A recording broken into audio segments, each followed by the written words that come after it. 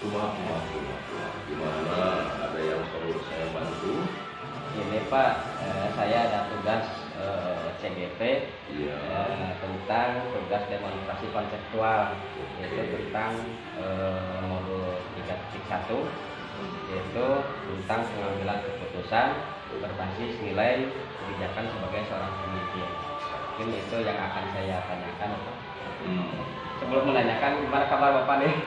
Alhamdulillah, kita juga kan di program sekolah penggerak yang sedang berjalan tahun ketiga, kita kelas 1 sampai kelas 6.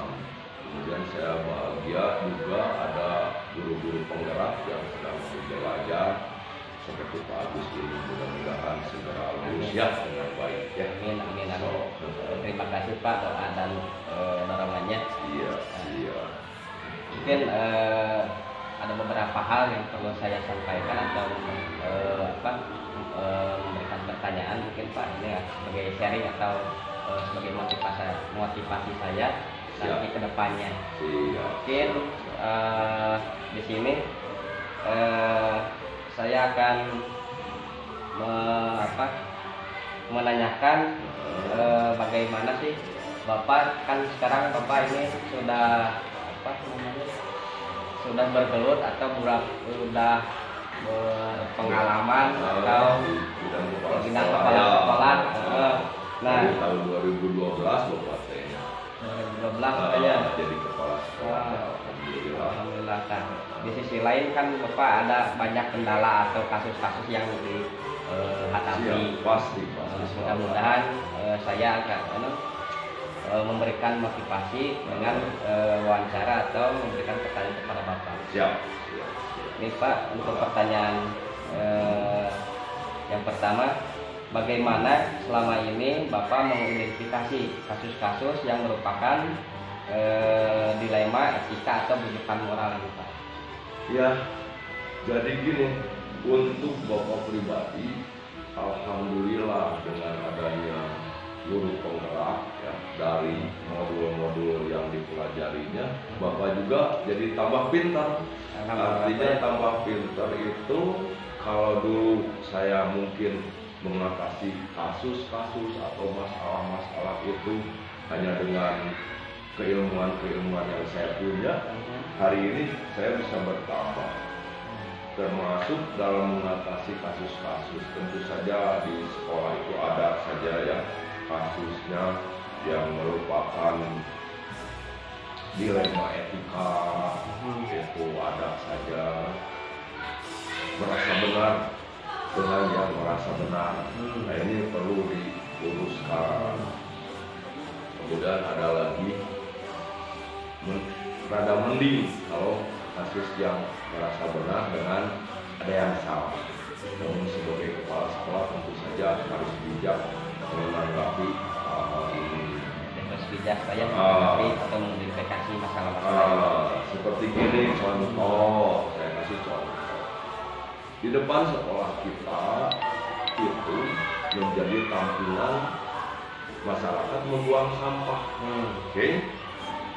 Masyarakat merasa benar bahwa di situ tempatnya buang sampah. Kita di sekolah tentu saja ingin bersih dan indah. Nah, ini kasusnya ya. Jadi kita pun merasa benar bahwa ingin atau bersih. Nah, makanya dengan bijaksana saya berkolaborasi dengan tim sehingga akhirnya diputuskan untuk menemui pengangkut sampah. Nah, jadi ya yang penting waktu sekolah jam 7.00 itu sampah sudah tidak ada. Nah, di sana muncul solusinya seperti itu. Dari tadi kasusnya sekolah ingin benar, ingin bersih, masyarakat dan di situ buang sampahnya. Nah, alhamdulillah selesai. Hari ini selesai. Setiap jam 7 sampah sudah diambil. Setelah kita bersih, masyarakat tetap membuang sampah. Itu mungkin salah satunya. Untuk pertanyaan selanjutnya Pak, bagaimana Bapak menjalankan atau mengambil keputusan di sekolah, terutama untuk kasus-kasus di mana ada dua kepentingan yang sama atau sama benar atau yang sama mengandung nilai kebijakan. Itu tadi ya Pak. Itu yang tadi apa? Tentang masyarakat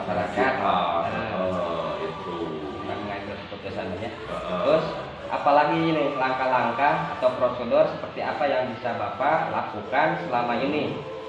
Langkah-langkahnya Pak. Kalau ada secara prosedur tentu saja kita tampung ya. Jadi salah satu pihak kita tampung, saya susun, saya analisa, kemudian dari pihak lain pun saya tampung. Jadi mana, nah nanti diambil bagaimana nih memutuskan yang terbaiknya gitu. Jadi kolaborasi antara masyarakat sama sekolah. Jadi dari bisa sebuah kasus, misal guru kasusnya secara individu dia merasa benar, maka saya tampung. Jadi sebetulnya jadi kepala sekolah itu harus apa? Mau mendengarkan titiknya. Jadi kepala sekolah mau mendengar. Kalau ada kasus seperti itu, dengarkan pihak satu, dengarkan pihak kedua, maka nanti kita rumuskan mana yang terbaik. Itu ya langkah-langkah yang langkah-langkahnya mengumpulkan data dulu dari kedua belah pihak, lalu dianalisis. Hal-hal apa saja yang selama ini merupakan tantangan dalam pengambil keputusan nih pada kasus dilema etik ini Pak? Nah, tentu saja karena kedua belah pihak merasa ingin benar, merasa ingin benar. Kalau mereka dibarengkan dengan tidak ada prinsip-prinsip tadi, dengan tidak ada analisis dulu satu orang, tentu saja ini ingin benar, ini ingin benar. Nah, selama ini alhamdulillah dengan kondisi bagaimana nanti dari pihak satu, bagaimana aduan pihak dua, nanti dicarikan solusi terbaik, maka di sanalah muncul kebijakan kami dari sekolah. Ini tantangan. Semua ingin. Tadi kan masyarakatnya ingin dorong sampahnya ke sana. Akhirnya kemarin ini kita dengan kepala desa, dengan siapa, ya udah mana yang baik saling mengarahkan gitu. Yang akhirnya kita sama-sama terpenuhi. Terus ada lagi Pak nih, apa Bapak memiliki sebuah tatkala atau tata kelola dan jadwal tertentu dalam sebuah penyelesaian kasus dilema etika? Apakah Bapak langsung menyelesaikan di tempat atau seperti apa nih jadwal untuk menyelesaikannya? Bentuk prosedural seperti apa yang dijalankan saat ini? Kalau jadwal khusus itu saya tidak, tapi kalaulah pada aduan-aduan kasus, ya saya data mana yang kasusnya bisa didahulukan, bisa cepat selesai, maka itu saya ambil keputusan. Dan kasus yang ada berat, tentu saja saya meminta bantuan dari berbagai pihak untuk menyelesaikannya. Mungkin dari pihak jadi insidentil, ada yang bisa selesai di waktu itu, jadi ada yang kita tangguhkan beberapa hari lah. Jangan sampai kasus itu ditumpuk, sebab dalam satu hari yang namanya banyak hal yang harus diselesaikan. Itu jadi kita tidak terjadwal khusus, tapi kita catat terutama dari sekolah kita yang sedang bergerak di sekolah penggerak, tentu saja banyak hal yang aduan dari guru, dari orang tua dan dari sebagainya cepat dibereskan. Nah, ini yang terakhir Pak, dari mana semua hal yang disampaikan Bapak tadi, pembelajaran apa yang dapat petik dari pengalaman Bapak mengambil keputusan dilema etik ini Pak? Nah, untuk hal ini bergembiralah saya bahwa saya ingin betul-betul Pak Agus Hermawan sebagai guru di saya mendalami keilmuan-keilmuan yang dari pembelajaran di guru penggerak.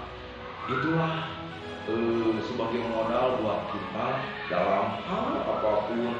Ternyata di pembelajaran sana, Bapak pun sama ikut mempelajari karena saya punya guru penggerak. Tentu saja nanti mereka ada kebutuhan sehingga saya pun harus berjalan sama, belajar juga. Alhamdulillah ini teh jadi dapat mengatasi berbagai kesulitan dengan bantuan dari semua pihak gitu ya.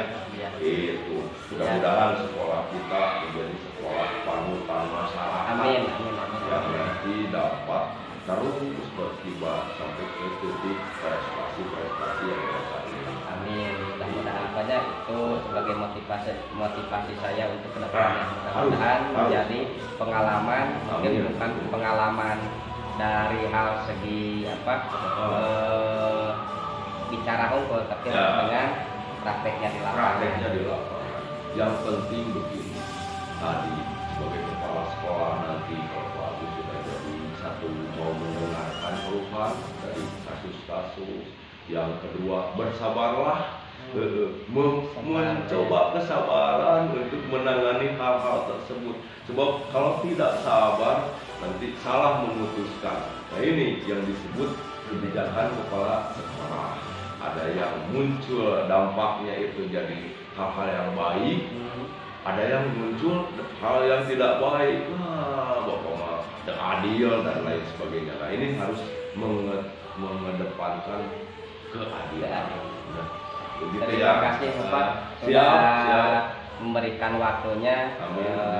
Mudah-mudahan sebagai motivasi bagi saya. Amin. Ya, terima kasih Bapak. Ya, selamat bekerja ya. Terus berapa bulan lagi? Kurang lebih 2 bulan lagi. 2 bulan lagi. Dalami keilmuannya di sana, maka mudah-mudahan jadi kepala sekolah yang lebih hebat. Amin. Amin. Ya. Terima kasih Bapak. Yuk. Assalamualaikum Bapak. Waalaikumsalam. Bagaimana kabar hari ini Bapak? Alhamdulillah. Sehat ya. Ini Pak, saya mau menanyakan terkait tugas saya tentang demonstrasi konseptual, yaitu tentang pengambilan keputusan sebagai organisasi mengenai kebijakan sebagai seorang pemimpin. Ini saya pribadi, ini tugas saya harus mewawancarai 2 atau 3 orang kepala sekolah, Bapak ya. Mungkin Bapak alhamdulillah ada waktu, kemarin saya komunikasi, alhamdulillah sekarang bisa jumpa aja. Terkait pertanyaannya Pak, sebelum saya memberikan pertanyaan, mungkin di sisi lain Bapak banyak tahu permasalahan atau kasus-kasus yang pernah dihadapi selama menjadi kepala sekolah. Mungkin hal yang perlu atau yang saya perlu tanyakan juga, ini bagaimana Bapak selama ini untuk mengidentifikasi kasus-kasus yang merupakan menjadi dilema etika ini Pak, secara rujukan moral. Kalau mengenai kasus-kasus yang harus diputuskan, terutama yang rujukan moral itu kan saya kira itu sudah jelas. Itu antara benar dan salah. Tentunya sebagai pemimpin, sebagai pendidik juga, kita kan harus membedakan mana permasalahan yang benar, mana permasalahan yang salah, sehingga dalam memutuskan itu kita dapat realistis. Secara itu bisa diputuskan bahwa ini umpamanya permasalahannya antara 2 orang, 2 orang dulu, itu kan sering terjadi. Itu masalahnya, oh ini yang benar, ini yang salah. Yang tentunya dengan berbagai analisis, tidak serta merta, oh ini salah, kamu ini benar, kan tidak begitu. Itu harus berdasarkan fakta. Mungkin untuk mengidentifikasinya, menganalisis dulu, mana yang benar, mana yang salah. Jadi salah. Ya Pak, untuk ini Pak, bagaimana Bapak menjalankan mengambil keputusan di sekolah, terutama untuk kasus dilema di mana kedua kepentingan yang sama benar atau sama-sama mengandung nilai kebijakan. Sama seperti tadi, kalau untuk memutuskan apalagi ini keduanya benar, tapi tetap harus menghasilkan satu keputusan. Maka yang pertama adalah seperti tadi, analisis dulu apa masalahnya.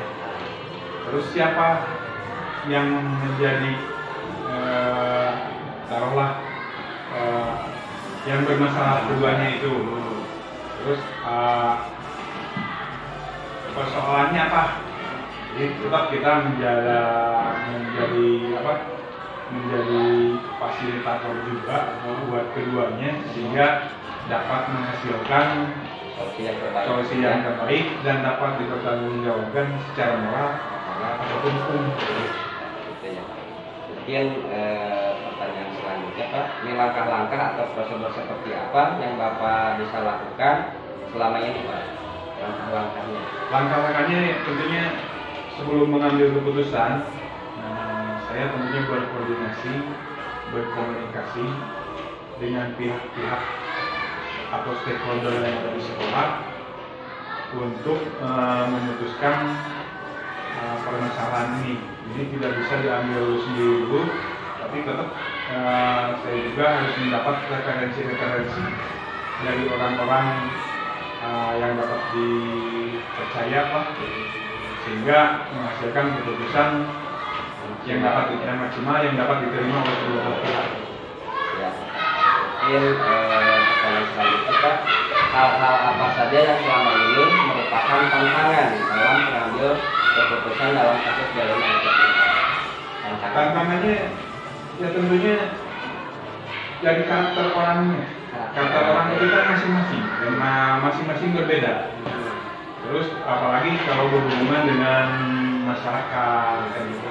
Di mana itu kan bisa dulu dengan masyarakat, dan bisa antara guru dengan guru. Tentunya kita harus memahami dulu atau mendalami dulu karakter atau keadaan orang tersebut, bagaimana supaya kita bisa memutuskan dengan bahasa yang baik, tidak menimbulkan keberpihakan. Terus apa Bapak ini memiliki sebuah tatkala atau jadwal tertentu dalam sebuah penyelesaian kasus jalinan kita ini? Apakah Bapak langsung menyelesaikan di tempat atau memiliki jadwal yang disesuaikan untuk dalam prosedur ini Pak? Kalau masalahnya tidak begitu rumit, mungkin bisa diselesaikan pada waktu itu juga, tapi tentunya dengan keputusan yang dapat diterima oleh kedua belah pihak. Tapi kalau ternyata kasusnya berat, ya tentunya kita harus berkoordinasi, berkomunikasi dengan ya stakeholder sekolah lah, supaya kalau ada kasusnya di sekolah, ya tentunya karena kita sebagai kepala sekolah ya mungkin kasusnya di sekolah atau dengan masyarakat gitu ya. Koordinasi itu dengan supaya dapat referensi yang dapat menjadi acuan untuk memutuskan suatu masalah. Untuk yang terakhir ini Pak, yang keduanya, adakah seseorang atau faktor-faktor apa yang selama ini mempermudah atau membantu Bapak dalam mengambil keputusan dalam kasus dilema etik ini? Dalam memutuskan suatu masalah